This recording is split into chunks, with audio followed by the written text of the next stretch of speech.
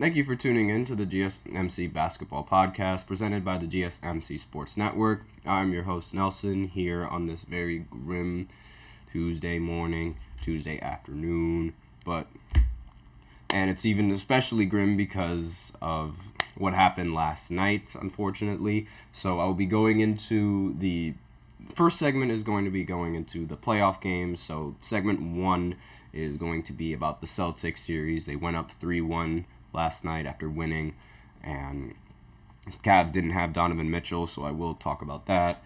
Then in the second segment, we are going to talk about the OKC and the Dallas Mavericks and their series. OKC was able to tie up the series 2-2 now, and they're headed into OKC for Game 5, so I'll be talking a little bit about that.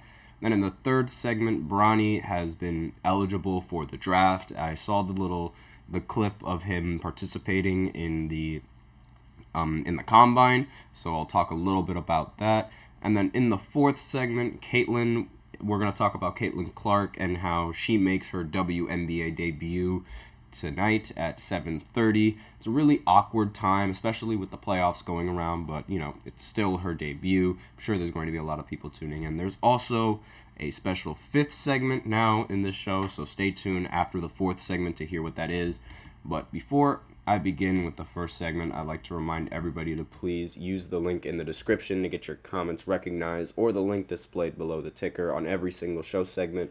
The link is GSMCpodcast.net. Really helps the show, makes the show much more interactive between myself and you guys. Once again, the link is GSMCpodcast.net. And with that out of the way, let's go right ahead and talk about the Boston Celtics and their series against the Cavs. A lot of people are really upset at how this series has been played out, simply because the Celtics seem to have the easiest road to the finals ever.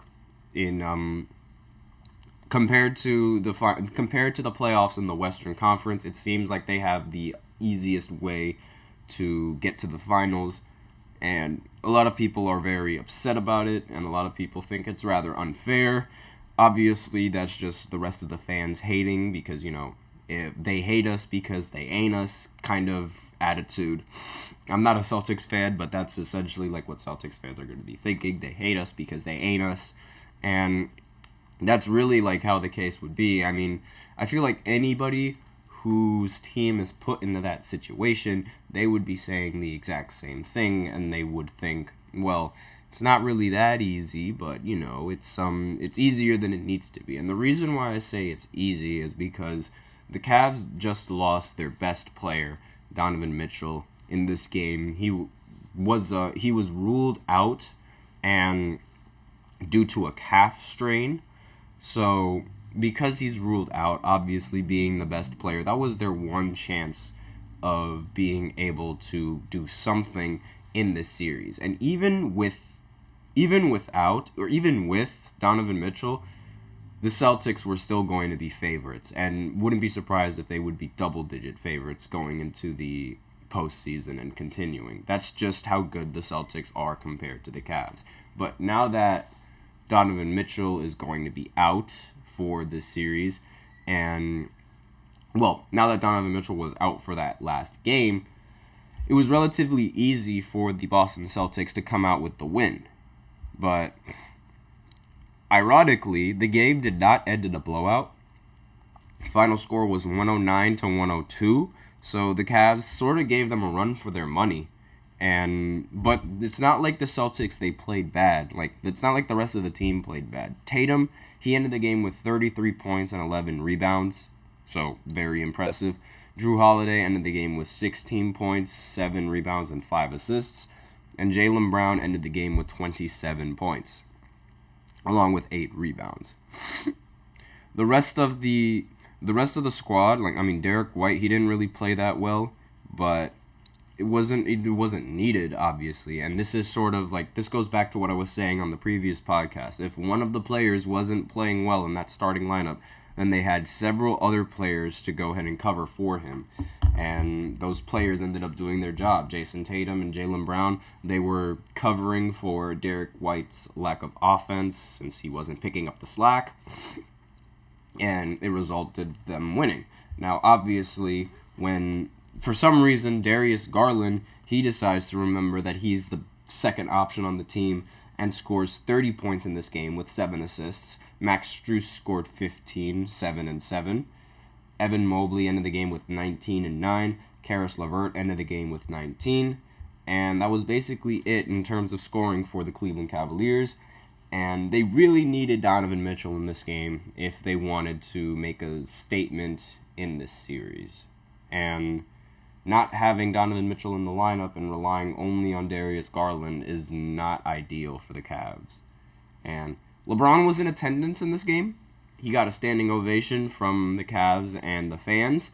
And somebody even joked saying that they're going to need 40 minutes from LeBron James if they have any chance of coming back from this. It's obviously, like, LeBron, the franchise's best player, and was arguably the biggest competition towards the Boston Celtics. LeBron would always beat the Boston Celtics every single time, except for that one time when the Celtics had the big three with Paul Pierce and Kevin Garnett, and he lost early in the second round. After that, LeBron has basically trampled the wiped the floor with the Boston Celtics. He's walked over them several times in the postseason, and now the tables have sort of turned to where now the Cavs are the ones getting walked over by the Boston Celtics. So this is 8 brutal years of torment taken out on the Cavs, essentially. So I don't really see this series going on to having more than 5 games.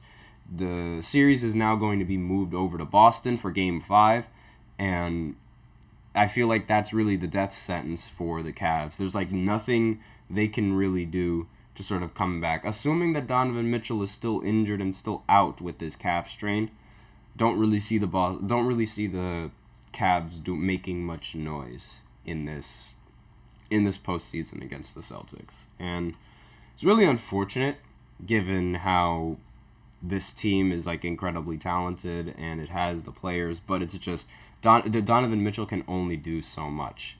And the Celtics are expected to play in the next series, they're expected to play either the Knicks or the Pacers. And given how the Knicks are struggling against the Pacers, I don't even think the Knicks are going to be a good enough competition for the Celtics with their lineup and how they've been playing so far. And then with the Pacers and the Celtics, they're going to match their pacing, and they're really just it's going to be the team on which team could hit more threes and which team could hit them faster in the next series if they do play against the Boston Celtics, if they do play against the Pacers. But the Celtics team right now, they have like a really, really easy road to the finals compared to the Western Conference. Like, obviously, it's not easy to make the finals, and I don't like the statement that a lot of the fans are making, saying that, like, oh, the Celtics, they have an easy road. No road to the playoffs is easy, and anything can happen at any given time. I mean, look at the Celtics. They didn't have Kyrie Irving in 2018, yet the Celtics core was able to, like, with Tatum and Brown, before they even entered into their primes, they were winning in the series, and they managed to make it all the way to the Eastern Conference Finals, and they were one game short of winning and going all the way, but, LeBron had other plans, obviously. And since then, the Celtics, they've just been successful throughout the entirety with Jaylen Brown and Jason Tatum. They've been good for a very long time. And it seems like out of all the times that they've been good, this one right here is where they have the utmost certainty to make it all the way to the finals. Almost utmost certainty. And that's sort of why a lot of the fans are saying that this road to the finals is relatively easy. And I don't think any road to the finals is easy unless you're the Golden State Warriors with Kevin Durant. That was an easy finals. That was an easy road to the finals in 2017. They swept through every single team except for the Cavs. And the only reason why they didn't even sweep through the Cavs is because everybody on the Cavs in Game 4 wanted to shoot the lights out. and they were able to win that one game, but unfortunately it wasn't enough and they ended up losing. That right there, that was an easy road to the finals, because Steph Curry, Klay Thompson, Kevin Durant, Draymond Green, and whoever that center is, didn't matter who that center was, Iguodala coming off the bench, Sean Livingston coming off the bench, all of these great players, Hall of Fame players that were on that Golden State Warriors roster, that was the easiest road to the finals, without a doubt. And saying that this one right here with the Boston Celtics is an easy road to the finals, I wouldn't necessarily agree with that. And not to mention, when the Warriors were playing in the playoffs in 2017, Kawhi Leonard actually got injured against the Spurs, which also made their road to the playoffs just that much easier. And similar to how in this series Donovan Mitchell has been injured and ruled out. So that's basically all I have to say on this series. So with that, we are out of time for this first segment. So now I will go ahead and go into the second segment, where I talk about the Thunder and the Mavericks and their series, respectively. So I will be right back after this short break. I feel like I'm losing my mind. Is everybody in the world blind? Please, Lord, give me a sign, a sign. I feel like I'm losing my mind. Is everybody in the world blind? Please, Lord, give me a sign, a sign. I wanna be the greatest. Everybody on the fake shit. I look around and feel like everybody is the fakest. I make this every day and I'm impatient, hoping one day I blow up from the basement. Statement, the top is so vacant. I don't hear shit that I think is amazing. Waiting for my day when I'm playing sold out shows for 1,000 faces. Hey, give me that crown. Get in my way and to be put down. It ain't your place, all this my town. If I want that shit, then I'll get it right now. I'm losing it, the noose it fits. Some losing shit, a stupid myth. You choose to live or choose to dip. You choose to fight or lose your grip and lose a gift. I feel like I'm losing my mind. Is everybody in the world blind? Please, Lord, give me a sign, a sign. I feel like I'm losing my mind. Is everybody in the world blind?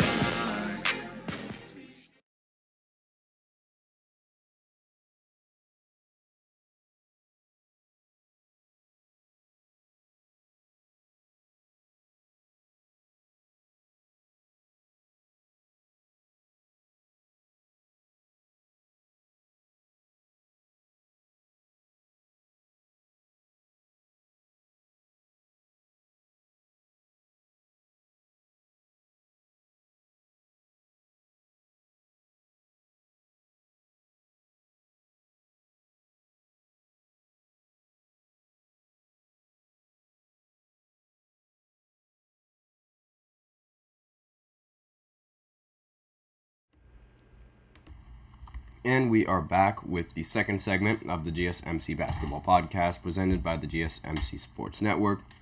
And in this second segment, we are going to be talking about the Oklahoma City series against the Dallas Mavericks. They ended up tying the series, but before I begin, I'd like to remind everybody to please use the link in the description to get your comments recognized, or the link displayed below the ticker on every single show segment. The link is gsmcpodcast.net. Really helps the show, makes the show much more interactive between myself and you guys. Once again, the link is gsmcpodcast.net. And with that out of the way, let's go right ahead and talk about the OKC series against the Mavericks. I apologize for all of you guys. I am a little bit stuffy. The allergies are getting to me really, really badly. But without further ado, the Thunder ended up tying the series against the Dallas Mavericks. The final score was 196, and this was not a very good outing for the Dallas Mavericks. Towards the end of the game, Luka Doncic needed to hit 2 free throws in order to tie the game and send it into overtime, but unfortunately he went 1 for 2, and his missed free throw costed the Dallas Mavericks the game. Now, this is a sort of a big problem because, like, Luka is supposed to be the best player on the Dallas Mavericks. And right now, it's starting to look like Kyrie has been the best player in this series and the previous playoff series that they were playing. Luka has been very inefficient in a lot of these games. And obviously, that inefficiency is really hurting the team. Especially last night. Luka shot 6 for 20 from the field. And he only got 18 points. Granted, he ended the game with 12 rebounds and 10 assists, so that's a triple-double. But, 6 for 20 from the field, that is doing nothing but hurting the team. Like, you can't take 20 shots and then only get 18 points. And on top of that, miss the game-tying free throw that would have sent the game into overtime. That is just not ideal. And it's looking really bad for the Dallas Mavericks and really good for the Thunder. The Thunder seem to be playing very good defense on Luka Doncic and Kyrie Irving. And it's really like Lou Dort's doing a really good job, and so is Shai Gilgeous-Alexander. He's also playing very well on the defensive side of the ball. He's averaging 2.5 blocks in this series. And if he wins this series, he's going to be the first player to average 30-plus points per game, along with 2.5 blocks as a guard. And with that in mind, that's very, very impressive coming in from Shai. And he's only making the statement towards Shaq that, he definitely... Remember when Shaq was saying that Shai deserved the MVP? Right now, Shai is somewhat proving it in this series. And in every single game that the Thunder... Just about every single game that the Thunder have played in this series, Luka has scored 30 points or more, or roughly around 30 points. And that consistency coming in from Shai, especially with the shots that he's taking, is astonishing. He's averaging... Okay, so he had 34 points in this previous game, and he didn't take a single three-pointer. So, obviously, he did take a lot of mid-range shots, and he did shoot 14 for 27 from the field. It was less than 50%, but granted, 34 points, still very impressive. It was rather inefficient, just a little bit, not entirely inefficient, just a little bit. But other than that, 34 points, you can't really argue 34 points. That was, without that 34 points, the Mavericks, they wouldn't have, the Thunder wouldn't have been able to win this game. So now the series is tied 2-2, and it's going to OKC in hopes of ending the series, in hopes of taking a 3-2 lead, thus giving them a better chance to end the series in Game 6. So, and the rest of the Thunder team actually shot very poorly in this game. Lou Dort went 4 for 14. Jalen Williams went 5 for 15 in this game. Even though, Jalen Williams, he ended with 14 points and Lou Dort ended with 17. That's still hurting your team with how inefficient you're shooting. And Aaron Wiggins, he ended the game shooting really badly, 2 for 7. And the man who I will not mention his name anymore, he also went 2 for 8 and got 5 points. You guys know exactly who I'm talking about. I'm not going to mention his name. I just don't want to. And the rest of the players on the entire team shot 25% from 3 and 38% from the field goal. So it was really down to the best players on each team to capitalize for them in the final minutes, and Luka just couldn't do it. PJ Washington, he ended the game 7 for 19 with 21 points.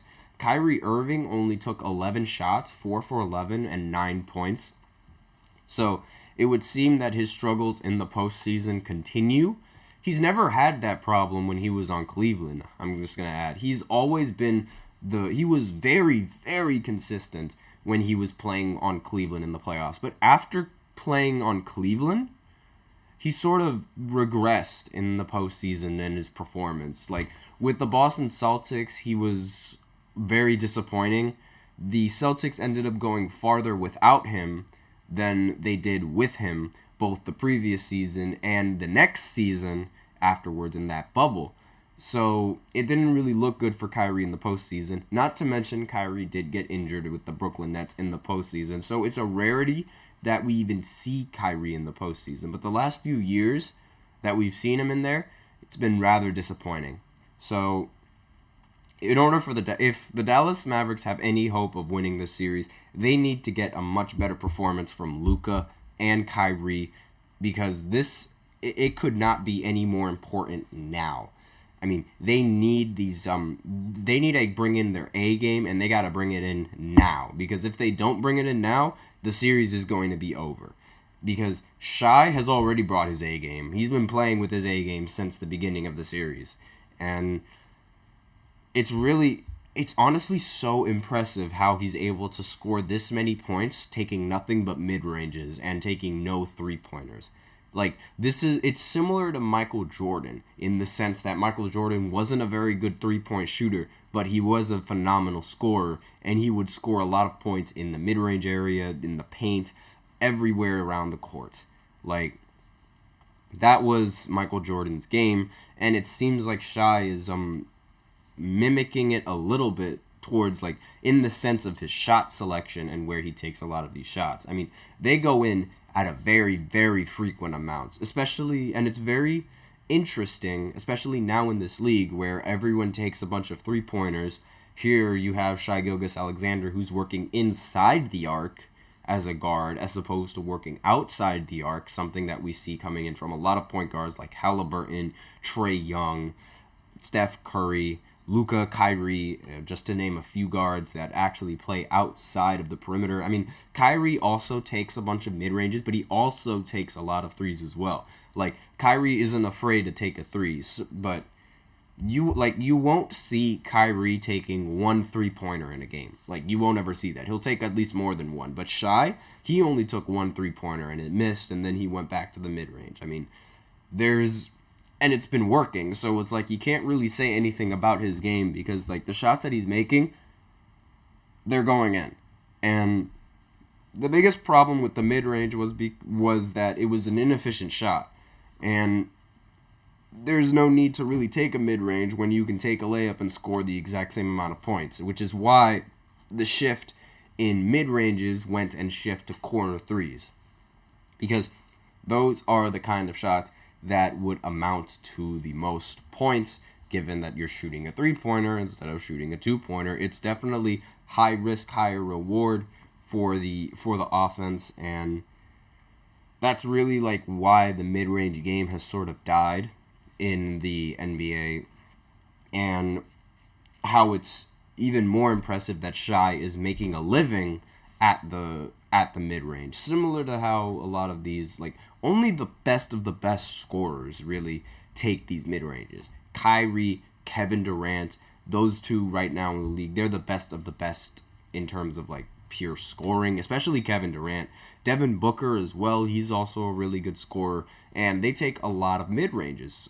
So it's no real stranger for a good scorer like Shai to take those mid-ranges, but the lack of three-pointers is even more jarring.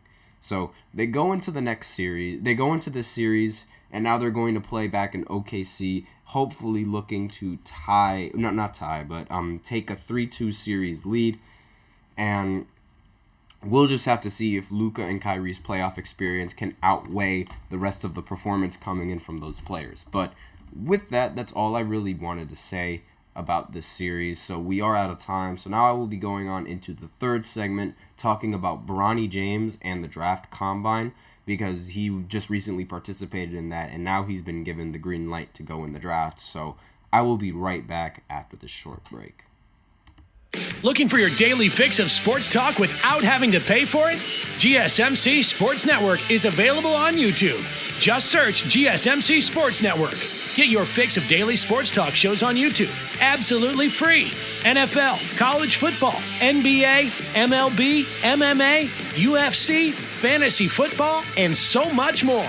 GSMC Sports Network has shows running all day long, with new sports shows starting every 2 hours. Just like on your favorite cable sports channel, except GSMC Sports Network is absolutely free. Just search GSMC Sports Network on YouTube to catch one of your new favorite shows, like the GSMC College Football Podcast. Chip Shot Football Podcast, Hoops and Heels Women's Sports Podcast, GSMC Basketball Podcast, and so many more. Check it out for yourself. GSMC Sports Network, now available on YouTube absolutely free. Search GSMC Sports Network on YouTube right now.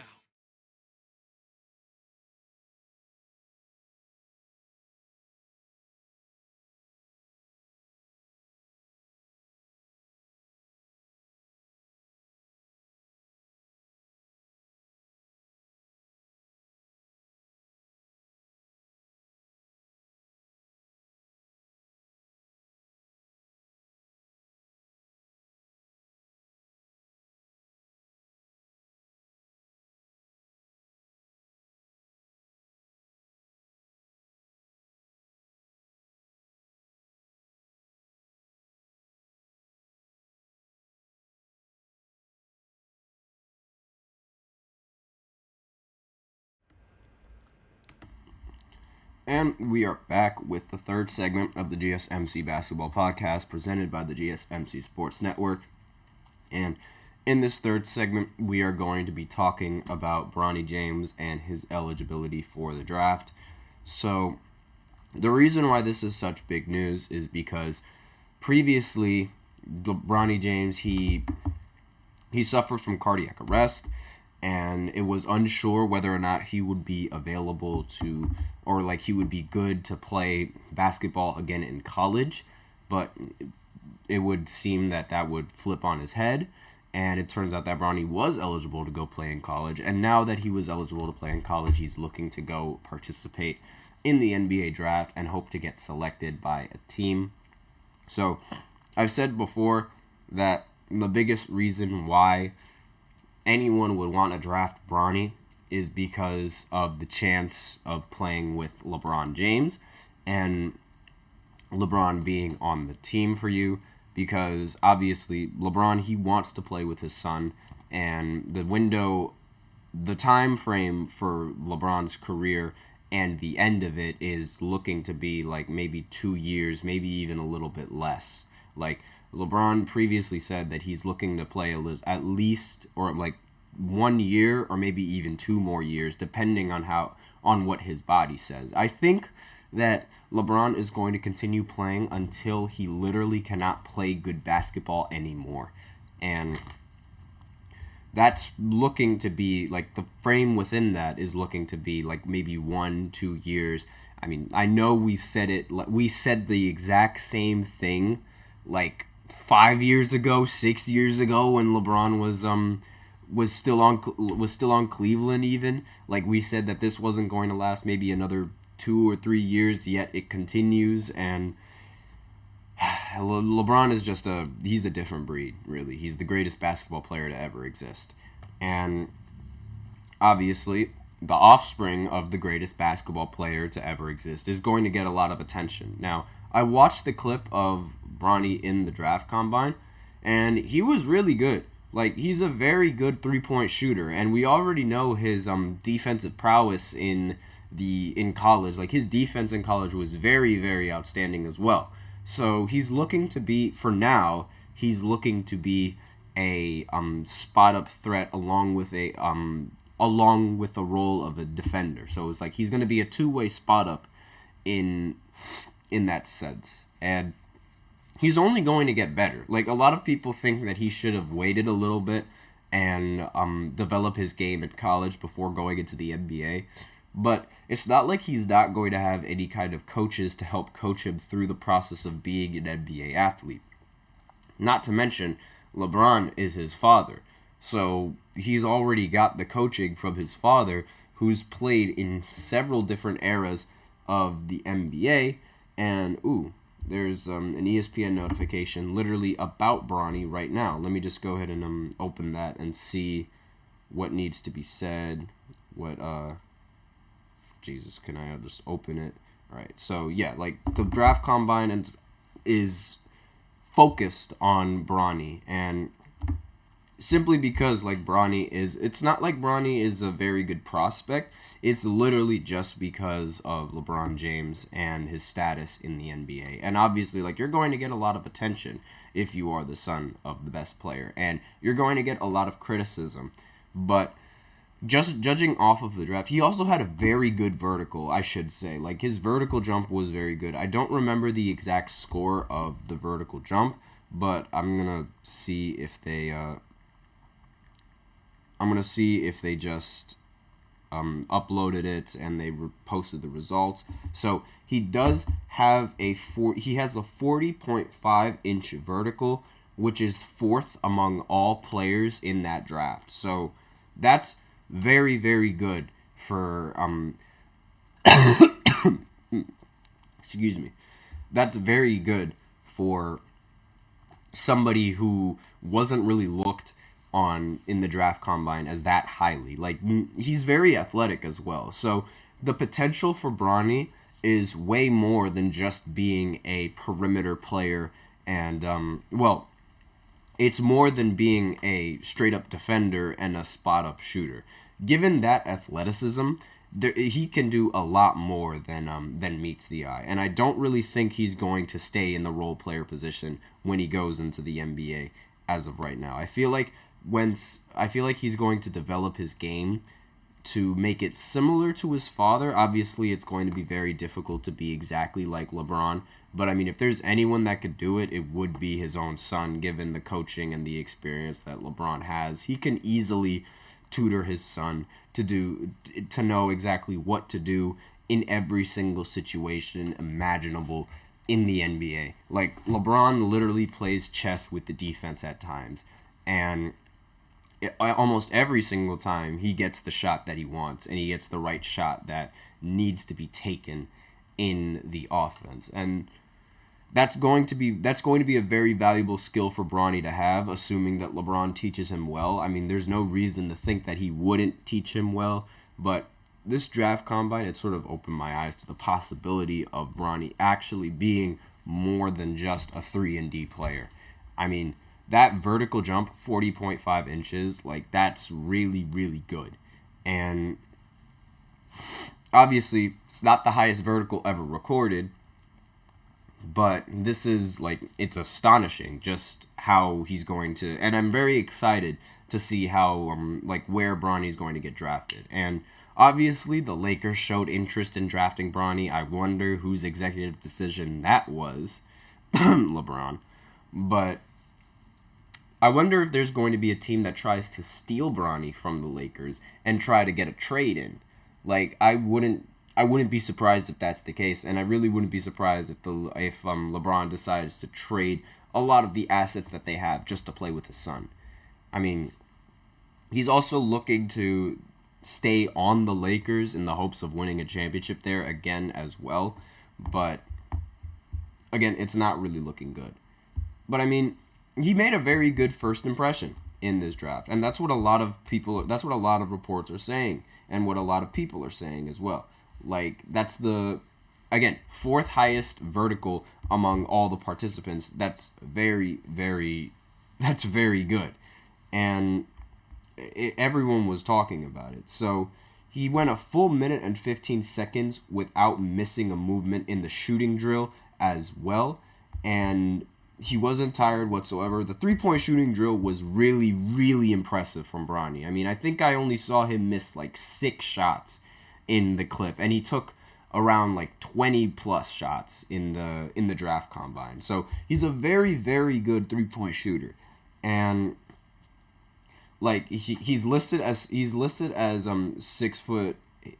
He's listed as 6'1.5" without shoes. His wingspan is 6'7", and his standing reach is 8. So, with all that in mind, again, really stuffy. It seems that he would be he would be playing that guard position given his height, but he seems a lot taller than being a guard. I would think he's a small forward, but granted, since without shoes on, he's relatively short.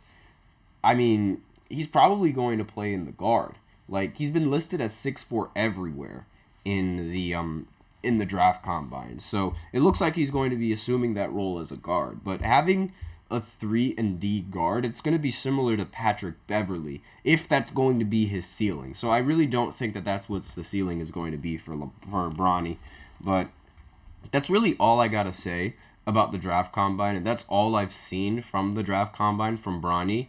Like, he does show a lot of promise in this draft, and it's going to be very interesting to see which team is going to decide to bring him and hopefully get LeBron on the roster. But that's all I have to say about Bronny. So with that, we are out of time for this third segment, and I will now go ahead and go into the fourth segment and talk about the WNBA, because it is now the start of the WNBA season, and Caitlin Clark is going to make her debut. So I will talk a little bit about that after this short break, so stay tuned.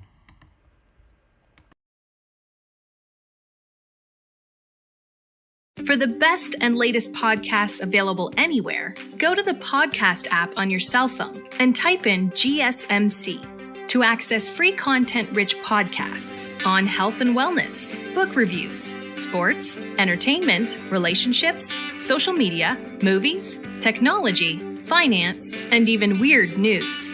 Subscribe and download the GSMC Podcast Network's family of shows, available everywhere podcasts are found.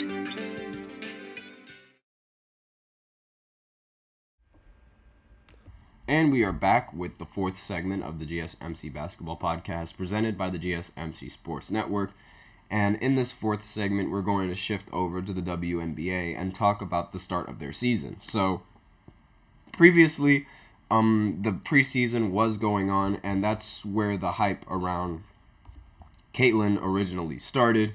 And it would seem that a lot of people are being doubtful of Caitlin and her abilities in the WNBA, and I really don't understand why, because it's just a preseason game, and like, you still have to adjust.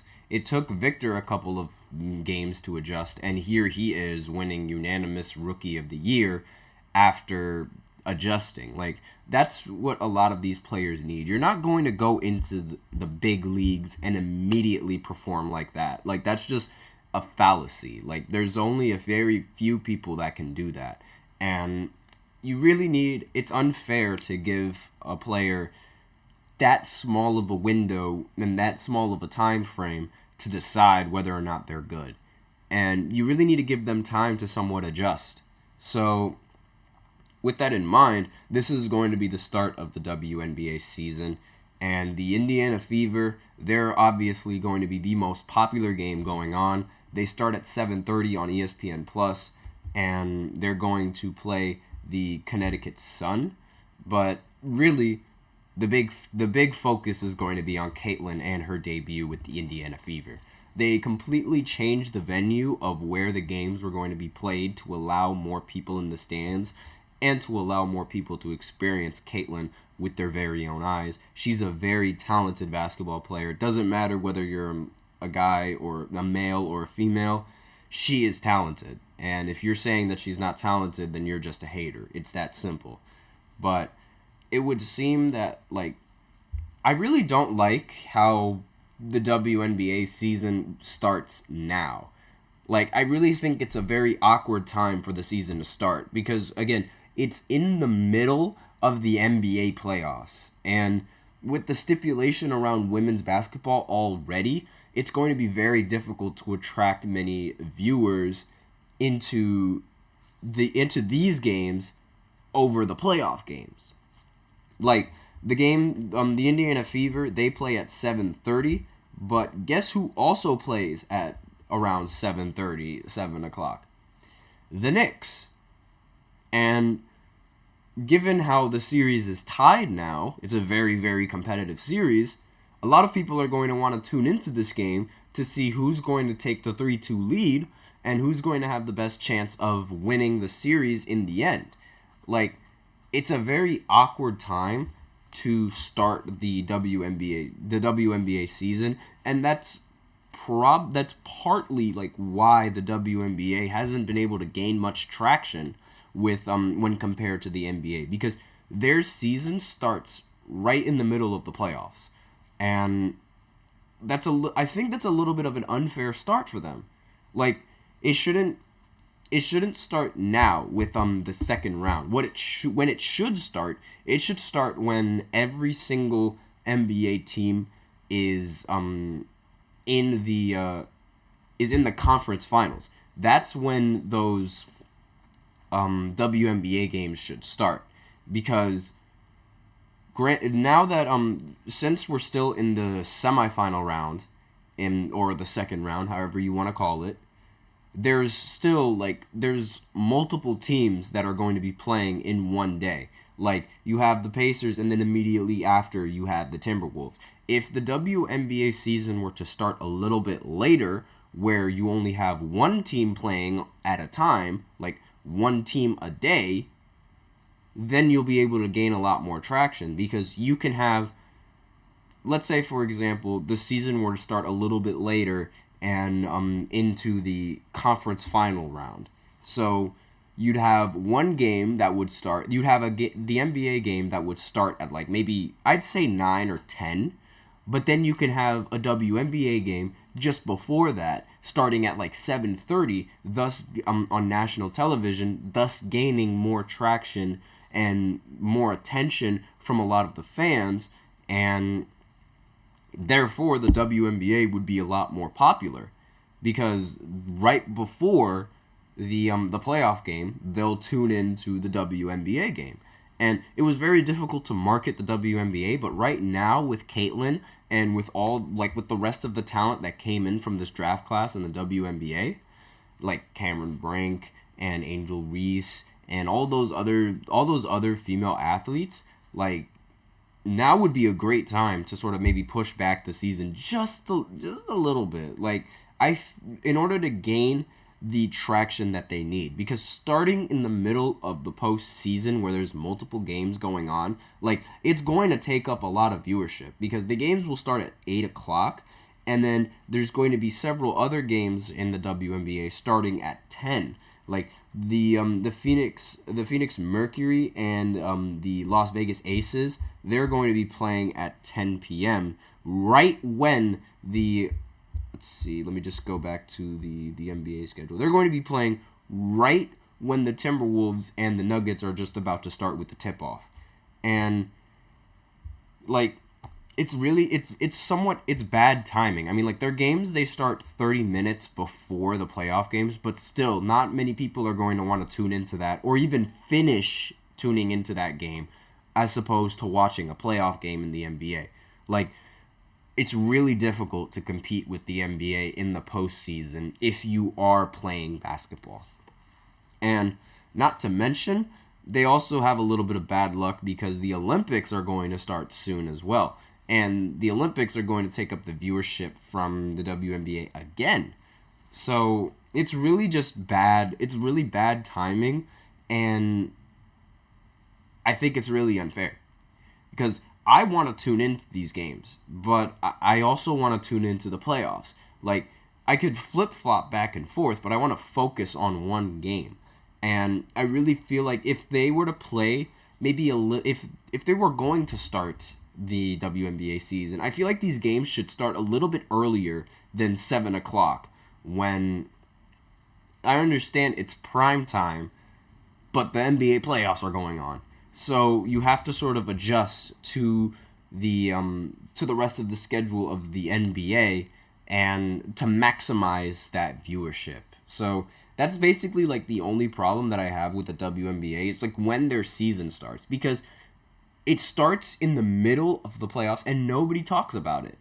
Like, nobody is going to talk about, now there's going to be people talking about the debut of the like the start of the WNBA season because of Caitlin Clark. But if it weren't for her, there was going to be zero coverage on the WNBA. There was going to be zero announcement that the WNBA season started. And it's more like, oh, the WNBA just started. Wow, what a coincidence. Like, it's not a big thing. And I feel like that's a very, very big problem with the WNBA, and why, like, their marketing team and their scheduling is really, really bad. Like, you can't have these WNBA games happening the same time as the NBA games are going on. You just can't. And you're never going to gain any traction doing that. And that, honestly, it makes that sort of opens my eyes as to why the WNBA hasn't been as popular. It's partly because of when the season starts. Granted, the WNBA, in my opinion, never had a player as talented as Caitlyn before. And I know Caitlyn hasn't played a game in the WNBA yet, but I mean, come on. If you guys don't think she's going to be the best player in the WNBA, I think there is something wrong with you. She moves completely different from every single WNBA player that I've seen. She shoots completely different than any other WNBA player that I've seen. And I've watched several clips, and I've watched a lot of these games to tell you guys that she moves different. Like, she is different. And her and Juju, they both move different. They move like they've played with professional men players before, and they know how to get a bucket on them. They just move differently. They aren't clumsy. They're clean. Their jump shot is clean. Like, everything about them is clean.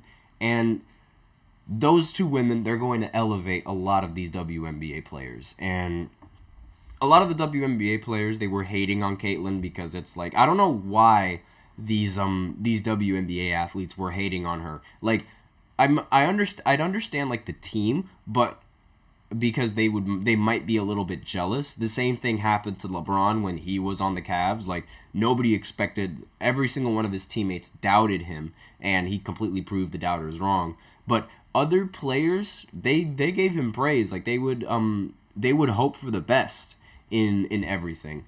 And all these women athletes, they were hoping for the worst with Caitlyn. And I really don't understand why that is. Like, she's going to elevate your league, and here you are just putting her down and like not even trying to show her any kind of respect. Like, they were talking like, oh, that stuff's not going to fly in the WNBA. Yes, it is. I'm sorry, but yes, it is. Like, her gameplay, her game style, and like her style of play, it will work in the WNBA. Nobody in the WNBA is going to be able to check her. Mark my words, no one in the WNBA is going to be able to guard her. Period. Done. She's that good. But that's basically all I have to say about the WNBA and their games. And again, I really wished that they started at a completely different time. Like, they could have started the games at like 3:30. Like, they start the playoff games at around 3:30. I mean, I understand it's still a work day for some people, and it's still a work day for like and it's still a school day for some students as well. But I mean, 3:30 or maybe even 4 o'clock or 5, that sounds like a rather decent time to start these games right before the postseason games going. So you have WNBA, and then immediately after that, you still have more basketball, but it's playoff basketball. Like, I would really like that format to watch these games. But that's essentially all I have for this fourth segment. So now I will go ahead and go into the fifth segment, where I talk about the Atlanta Hawks recently getting the number 1 pick in the draft and what I think they should do with it. So I will be right back after this short break.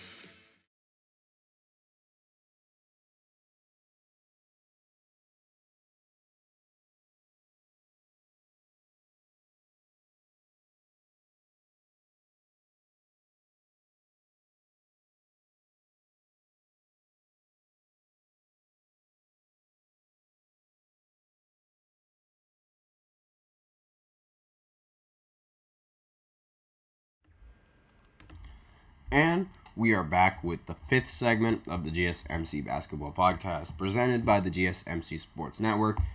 And in this fifth segment, we're going to talk about the Atlanta Hawks and them landing the number one pick. I grazed over it just a little bit in the previous segment because I wanted to make fun of the Detroit Pistons for losing the number one pick again. But now we're going to focus on the more important matter and what will the Hawks do with this number one pick. So this is the first time that the Atlanta Hawks won the draft lottery, and how they'll use the number one pick is going to be very interesting. A lot of people thought that since they did have the number one pick, now the trade talks around Trae Young and DeJounte Murray would stop, but they've actually increased since the draft since they got the number one pick.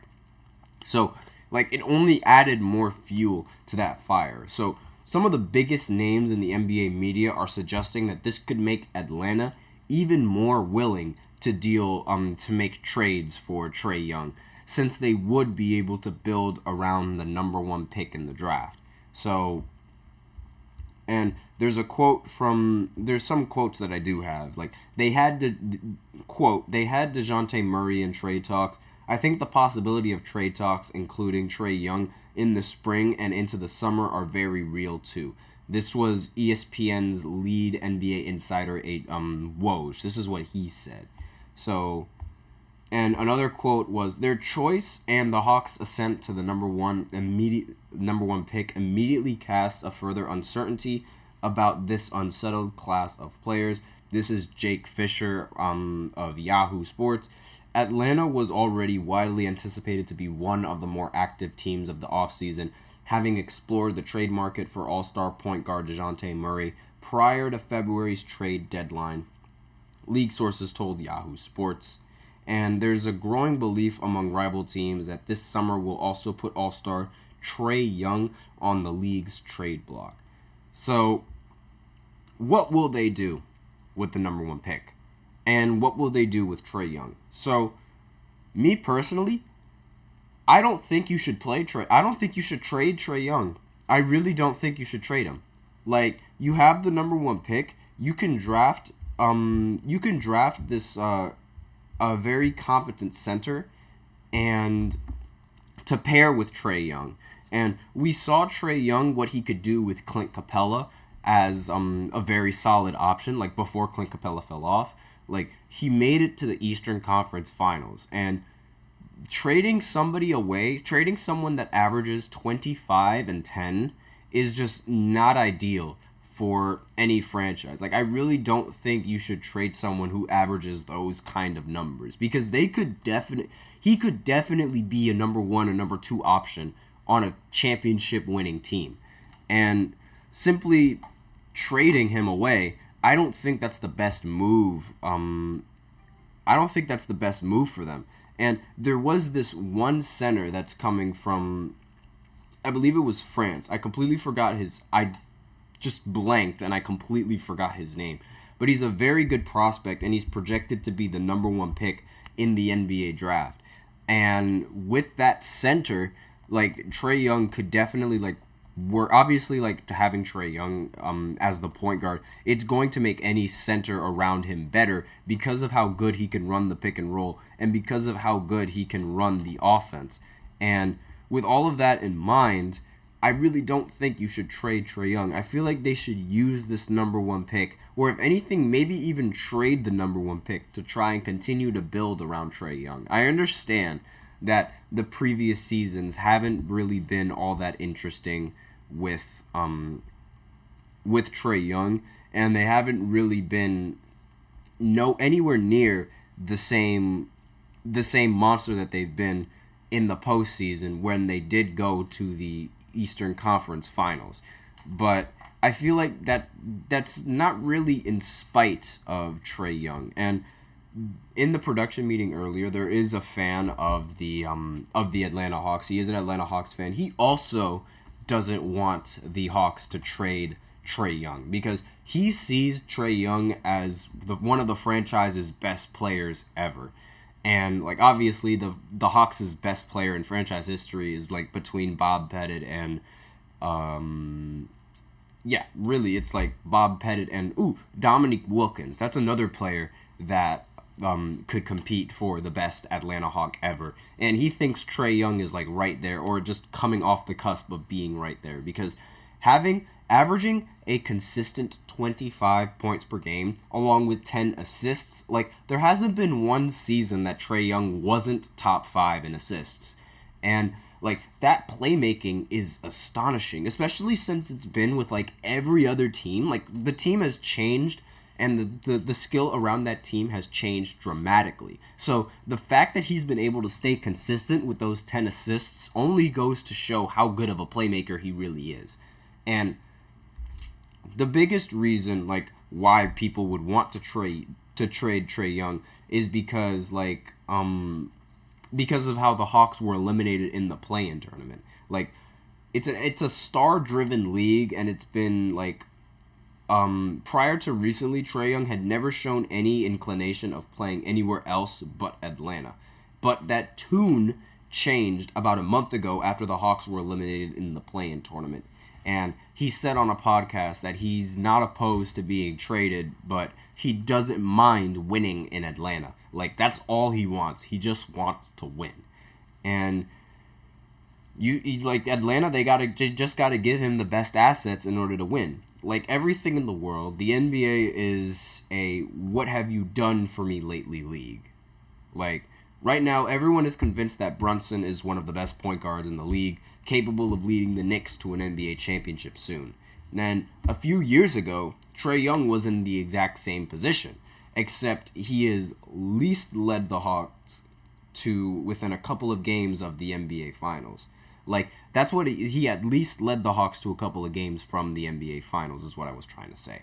Like, the Knicks aren't going to sniff that. The Knicks may or may not sniff that same level of success when going up against the Boston Celtics. I mean, like, going up against the Celtics, I wouldn't be surprised if the Knicks get swept, especially with how they've been playing against the Pacers. But the hype goes just as quickly as it comes. And that's sort of why like the Trae Young hype has died down for a couple of years, because he had that very good season going into making it to the Eastern Conference Finals and almost beating the Milwaukee Bucks, but that wasn't the case. And again, I don't think they should trade away Trae Young. I really don't think they should trade Trae Young. I feel like they should get rid of DeJounte Murray, if anything. Like they should, and I understand that this league, there is no loyalty in this league, but if you are looking at it from a loyalty standpoint, Trae Young has been there since the beginning, and he's been trying to help the team win ever since the beginning. It's only right to reward him by keeping him on that team and hopefully drafting well around him, because that's really like the problem with this front office, just not giving Trae Young the right pieces that they need to win in a lot of these important games. And I don't think they should trade him. I really don't. And I feel like they should use this number 1 pick to draft that highly touted center that I just can't remember the name of right now. I can't believe that I'm blanking on that name, but I'm going to see if I can find it right now in the draft list and projected picks for the 2024 draft, because I can't believe that I don't remember his name. I genuinely cannot believe that I don't remember his name. Alexander Starr. Yes, that was his name. Jesus, I can't remember anything. Good Lord. But yeah, he played for Kentucky, and he was that really tall kid. He was very fluid. He's 7'1". He's very mobile. I think if they draft him and they use him as the center around Trae Young in the pick and roll, I feel like that could be very dangerous, especially if he could develop his game. So that's what I expect to see happen in the off season, but we'll see going into the future. But that's all I have to say on this 5th segment, and that's basically it for the show today. So thank you for tuning in to the GSMC Basketball Podcast presented by the GSMC Sports Network, Your support means a lot to us, so please remember to subscribe to the show and leave a positive review. It really does make a difference. We also invite you to follow us on Facebook, Twitter, TikTok, and Instagram for more content and updates. And as usual, please remember to use the link in the description or the link displayed below the ticker on every show segment to get your comments recognized. The link is gsmcpodcast.net. Really helps the show, makes the show much more interactive between myself and you guys. That's all I have for this show, ladies and gentlemen. Thank you so much for tuning in, and as always, take care.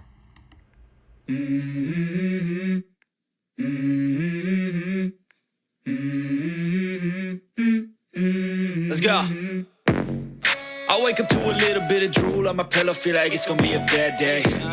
Yeah, I'm tired of shit, and the coffee ain't hit yet.